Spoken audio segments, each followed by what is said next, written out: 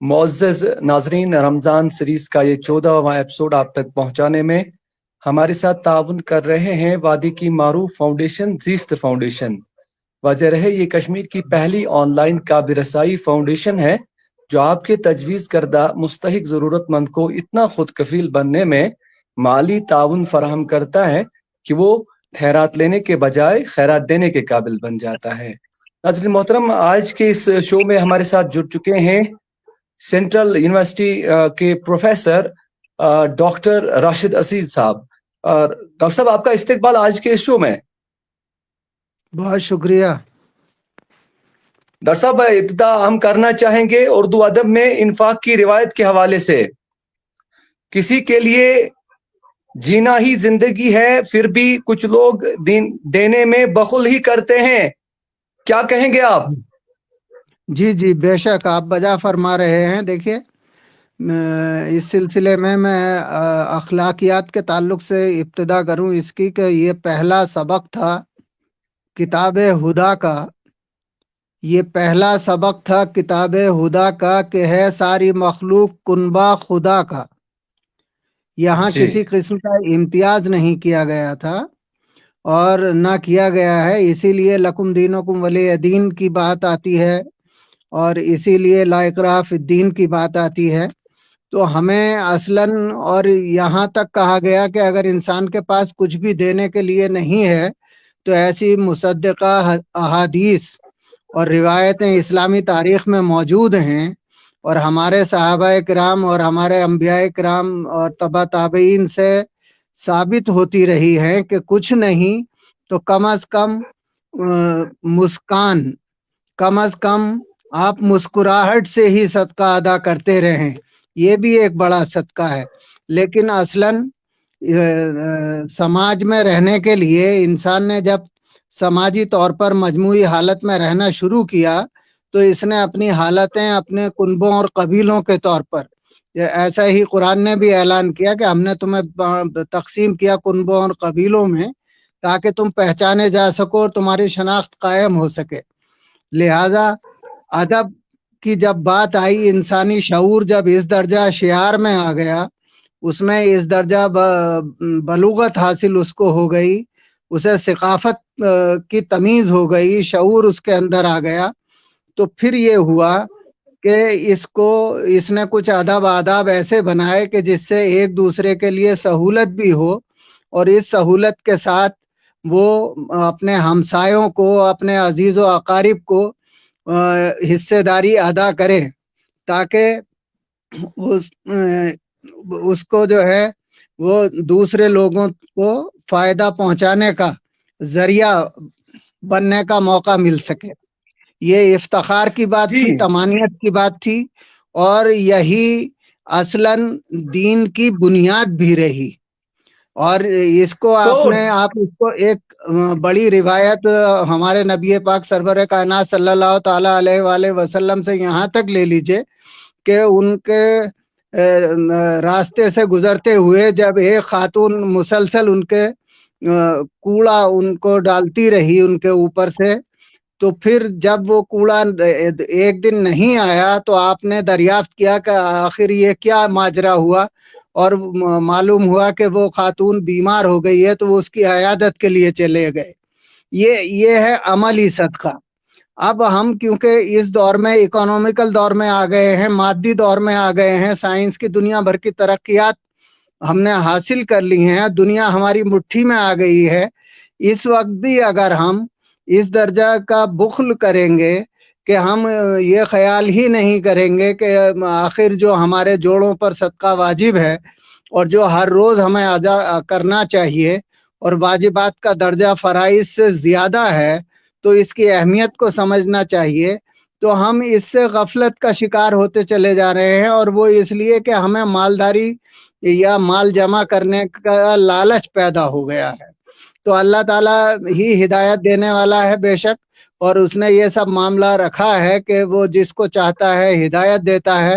اللہ نے ہمیں ہدایت دی، یہ سب میری آنکھوں کے سامنے کا معاملہ ہے۔ گزشتہ 3-3.5 برس پہلے جب مخدوم حمزہ مخدوم سلطان العارفین کے دربار میں ڈاکٹر معروف شاہ اور ہم گئے اور وہاں ایک خاتون مانگ رہی تھیں اور میں نے ان کو 10 روپیہ دے دیا، تو معروف شاہ نے مجھے تنبیہ کی کہ آپ اس طرح سے لوگوں کی عادت بگاڑ دیں گے۔ تو میں نے ڈاکٹر صاحب کو کہا کہ حضور یہ بات آپ کی ٹھیک ہے، لیکن اس خاتون کا یہ شغل ہے کہ اس کو یہاں آ کے سیڑھیوں پہ بیٹھنا ہی ہے، کوئی اس کو پیسے دے یا نہ دے، اسے اپنی وقت گزاری کرنی ہے۔ تو ہمیں انتظام کچھ ایسا کرنا ہے جس سے یہ لوگ بجائے ہاتھ دست درازی کے، ہاتھ پھیلانے کے بجائے یہ خود دینے والے بن جائیں اور خود کفیل ہو جائیں۔ تو ڈاکٹر صاحب نے بتایا کہ نہیں، ہمارے یہاں شیپ ہسبینڈری میں اس کا ایک سلسلہ ہے اور ہم یہاں کسانوں کو 10 بھیڑ دیتے ہیں اور پھر وہ صدقہ دینے والے بن جاتے ہیں۔ اور اس طرح سے میں ان کے ساتھ مستقل 3 ساڑھے 3 برس سے اس میں لگا رہا اور زیست کا بڑا فاؤنڈیشن ہمارا کھڑا ہو گیا اللہ کے فضل سے۔ اور صدقہ، انفاق اور زکوٰۃ اس سلسلے میں ہم لوگوں نے پیش نظر رکھی۔ تو یہاں یہ کہنا بالکل بجا ہے اور لوگوں کو اس بات کو بآسانی پہنچانا چاہیے، بلکہ زیست نے یہ اتنا اچھا کیا ہے کہ سارا حساب جو ہے وہ آن لائن کر دیا ہے۔ اب آپ کو نقد لانے اور لے جانے یا جیب میں سے نکالنے بھول جانے یا گولک میں جمع کرنے، کس کو دینے کس کو نہ دینے کی پریشانی سے نجات دلا دی ہے۔ اور انہوں نے یہ کیا ہے کہ آپ اگر اپنے اکاؤنٹ کو ان کے اکاؤنٹ کے ساتھ میں اٹیچ کر دیتے ہیں تو جتنا مثلاً گھر میں اگر 5 فرد ہیں تو 5 روپیہ ہی آپ دے دیجئے، 1 روپیہ فی نفر۔ اور اس کو اگر آپ روزانہ بھی نہیں ڈیڈکٹ کرنا چاہتے ہیں تو اس کو ہفتہ واری کر سکتے ہیں۔ مثلاً 5 روپیہ ہوا تو 7 دن کا 7 پنجا 35 روپیہ ہوا۔ 35 روپیہ ہفتہ کسی کے لیے کوئی دشواری کی بات نہیں ہے، صرف اس میں تساہل ہمارے مزاج میں آ گیا ہے۔ اللہ تعالی ہمیں اس تساہل سے دور فرمائے۔ اور یہ سلسلہ یہاں تک مان لیجئے، بعض ہمارے جو مفکرین ہیں ان کی رائے یہ ہے کہ اگر یہی صدقہ انفاق اور زکوٰۃ کا سلسلہ جس اصول اور ضابطے کے تحت زیست نے شروع کیا ہے، اگر یہی سلسلہ ہمارے دوسرے ممالک میں بھی آگے بڑھتا چلا جائے گا اور اس کی ٹرانسپیرنسی سے لوگ مطمئن رہیں گے، سیٹسفائی رہیں گے، تو یہ اس درجہ پہنچ جائے گا، اس کی وہ منزل اس کو مل جائے گی کہ جہاں مومن ہونے کا شرف اس مسلمان کو حاصل ہو جائے گا، کیونکہ قرآن کا فیصلہ یہاں پہ میں جی ڈاکٹر صاحب یہاں پر ایک اور سوال میں آپ سے پوچھنا چاہوں گا کہ ہمارے ہاں جو صدقہ کے حوالے جو منیمم ریٹ قائم کی جاتی ہے تو اسی پہ اتفاق کیا جاتا ہے اور اسی طرح سے زکوٰۃ کو کیلکولیٹ نہیں کیا جاتا، یا اگر ہم بات کریں فدیہ کی یا کفارہ کی تو اس کو اکثر لوگ بھول جاتے ہیں۔ تو اس حوالے سے آپ کیا کہنا چاہیں گے؟ کیا یہ اس تساہل پسندی سے ہمیں دور آنا وقت کی اہم ضرورت ہے؟ ہاں، اصل میں اس میں ایک تو تساہل بھی رہا اور ایک ہمارے علماء کرام کی تنبیہ بھی رہی۔ علماء کرام کی تنبیہ یہ رہی کہ ہمارے یہاں جب مسلکی اعتبار سے معمولی اختلافات کے عوض ہم الگ الگ زمروں میں تقسیم ہو گئے تو ایک زمرے نے دوسرے زمرے کو حرام اور حلال کے تحت تقسیم کر دیا۔ کسی عمل کو اس نے حرام اور حلال، کسی نے اس کا 2 روپیہ کیا، کسی نے 5 روپیہ کیا، تو وہ سب کنفیوژنس بھی اس میں ہیں۔ ہمیں ضرورت، جو بڑی ضرورت ہے، اور یہ بات ہم لوگوں نے القرآن کانفرنس جب ہماری یہاں پہ ہوئی ویلکم ہوٹل میں، تو وہاں پہ اس بات کو بزور کہا گیا کہ ہمیں چاہیے یہ کہ ہم اولاً تو قرآن کو جس بھی مفسر کے ساتھ اتفاق کرتے ہیں اس کی تفسیر کے ساتھ قرآن کو پڑھیں، اور پھر ہم وہیں سے دریافت کر کے سمجھیں چیزوں کو۔ قانون شرعیہ یا یہ کہ یہ جس طرح سے فضائل و اعمال یا اعمال و فضائل، اب دیکھیے مثلاً ہمارے تبلیغی جماعت نے فضائل و اعمال کا درس بنایا، جو اپنے یہ ہے معتقدین ہیں ان کو سمجھانے کے لیے۔ تو معلوم ہوا کہ اہل سنت والجماعت نے اس میں اعمال و فضائل بنا دیا. ارے بھائی یہ چیزیں تو ثانوی ہیں، یہ تو آپ کو اپنے معاشرے اور سماج کی اس وقت کی ضرورت کے تحت حل کرنی ہے. کسی جگہ گرمی ہے، کسی جگہ سردی ہے. جس جگہ سردی ہے تو وہاں سردی والے انتظامات کی ضرورت ہے، جہاں گرمی ہے تو وہاں گرمی والے انتظامات کی ضرورت ہے. اصل چیز یہ ہے کہ انسان کو انسان کے دیکھنے سے خوشی حاصل ہونا چاہیے. اس وقت خوشی کے بجائے اگر آپ سڑک پہ چلتے ہوئے جا رہے ہیں تو آپ دیکھتے ہیں کہ 4-6 آپ کو رسیدیں پکڑے ہوئے راستے میں لوگ مل جاتے ہیں. اب ان سے بعض لوگ تو اتنی تیز کار نکال لیتے ہیں، بعض لوگوں کو یہ توفیق ہو جاتی ہے کہ 10 20 50 100 200 500 روپیہ ان کو دے کے نکلتے ہیں. تو یہ سلسلہ نہ ہو کے ہم زیست کے ساتھ لوگوں کو اسی لیے جوڑنا چاہتے ہیں تاکہ وہ چیز نہیں پیدا ہونی چاہیے کہ مولانا آئے ہیں 10 روپیہ دے دیجئے، 20 روپے والی رسیدیں دے دیجئے. نہیں، بلکہ آپ اس تعلق سے اپنا یہ دیکھیے کہ اللہ جب دیتا ہے کہتے ہیں ہوت میں جوت اور آمد میں سب کا حصہ ہوتا ہے. یعنی جہاں کچھ ہوتا ہے تو اس کی روشنی ہوتی ہے، اور جو روشنی ہوتی ہے وہ سب کے لیے برابر ہوتی ہے. سورج کسی کے خاص آنگن میں نہیں چمکتا ہے، بلکہ جب وہ اوپر اٹھتا ہے تو سب کو برابر کی روشنی دیتا ہے. لہذا ہمیں ضرورت اس بات کی ہے کہ جو مال ہمارے پاس آ رہا ہے، جو آمدنی ہمیں اللہ نے دی ہے، جو ہمارا رزق اللہ نے عطا کیا ہے، تو ہم اس میں تناسب قائم کریں. اس میں تناسب یہ قائم کریں کہ بھئی اتنا % ہم اپنے استعمال میں رکھیں گے، اور یہ سب کرتے بھی ہیں. مثلا کسی کو میں نے ایسا نہیں دیکھا کہ وہ جو ہے آٹے کے اوپر، چاول کے اوپر اگر 2000 روپیہ مہینے کا خرچ کرتا ہے تو کولڈ ڈرنک پہ بھی 2000 روپیہ مہینہ خرچ کر دیں گے، بلکہ وہ اس میں تخمینہ لگا کے رکھتے ہیں. تو جس طرح سے ہم اپنی رسوئی کا تخمینہ لگاتے ہیں، جس طرح سے ہم اپنی کیسہ خاص، اپنی جیب کا پاکٹ خرچ کا تخمینہ لگاتے ہیں، وہی طرز ہماری زندگی میں ہماری انسانیت کے لیے بھی ہمارے اوپر اسلامی اصولوں کے تحت واجب الادا ہے. صدقہ فطر ہے. کسی قسم کی ہم سے کوتاہی ہو جاتی ہے، کوئی مبالغہ ہو جاتا ہے، کوئی غلو ہو جاتا ہے، اس کا کفارہ ہوتا ہے. کہیں کوئی ضرورت محسوس کر رہے ہیں، اس کا فدیہ ہوتا ہے. تو ہمارے بحیثیت انسان ہونے کے ہمارے دل میں جب کسی کا کرب جاگتا ہے، جب ہم مومن ہوتے ہیں اور مومن پہ جو ہے ہر سرد و گرم کا اثر ہوتا ہے، تو وہ اس کی بہتری کے لیے جو تدبیر اختیار کرتا ہے، خواہ وہ عملی ہو، مالی ہو، جانی ہو یا زمینی عرضی ہو. یعنی اگر کوئی کسی کو اپنے ساتھ رہائش کے لیے بھی 2 دن کا موقع دے دیتا ہے تو وہ بھی ایک طرح کا انفاق بھی ہے اور صدقے میں بھی چلا جاتا ہے.